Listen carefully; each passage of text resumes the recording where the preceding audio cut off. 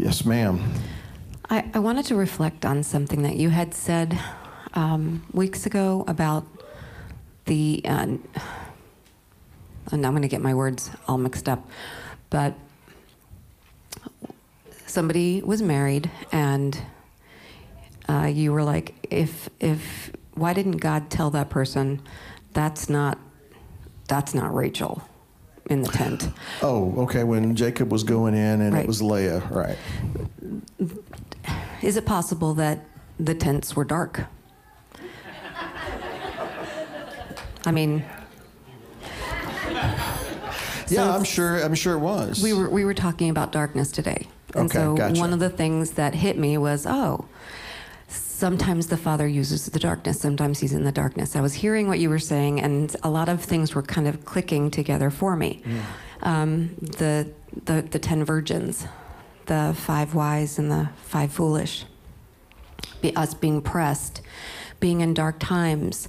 When we're pressed, oil comes out of us. We give off good oil if we're pressed. And so if we're all being pressed during this time, we get to choose whether we're going to be the wise or the foolish virgins based upon what we allow to come out of us.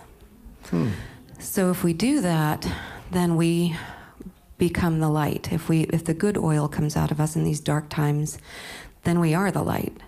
And you had said, let people see his countenance in you as the days get dark.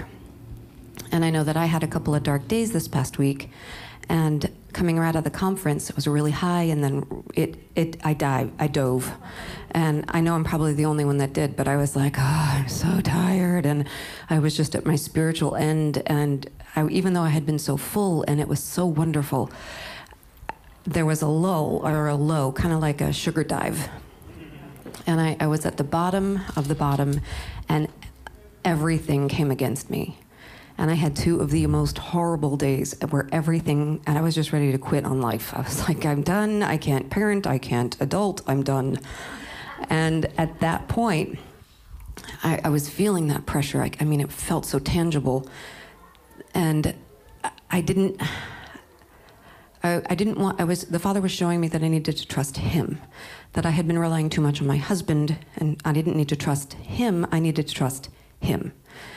And so I was like in this very dark place, and I was feeling like it was bad, but it wasn't bad because of the darkness. I'm understanding now. It wasn't because of the darkness. It was because I wasn't using all of the talents and the gifts that the Father's placed around me. So at that point, when I realized that it was a spiritual attack, I phone a sister. I dialed up the sisters, and I basically said, SOS, I need prayer. And some sisters and brothers got on board and started praying, and I felt it. It was very soon after that I could feel breakage, and I thought, okay. And I read a little bit, and I knew that sometimes things can't be released, or you can't really fight with just prayer alone. So I threw in some fasting, and let me tell you, things started flying off. And within a couple of days, I was like, okay, thank you, Father. I don't know why I thought I was going to fail at this. But in the darkness, the Father started showing me that it was not a scary, dark place. I mean, it wasn't like an evil place, but that it was more like the wedding chamber in the tent, and he was there, and I didn't need to run around scared of the dark and run in and hurt myself or hit something. I needed to rest with him, knowing that he was there with me. And in the tent, be it Leah or Rachel, in the bridal chamber as the righteous virgin, just resting in that dark place with him. So I just thought started connecting all of those things. That's really good. So I wanted to thank you for putting that together, because that released so much, and it kind of put an exclamation point on the week for me. Thank you. Thank you. No, that's really good. I don't want to. I think it takes a woman's perspective to see what you just brought out. I don't think any of us guys could have ever come up with that. And I am saying that with sincerity, you know. I don't think any of us guys could have thought of it that way, you know. And so it takes a woman's perspective and heart and sensitivity to see that. But that is precious to me, what you just said. You know, that bridal chamber, there is a darkness there. But in that darkness, there is that intimacy there. I really appreciate that. Thank you. That helps me. Thank you.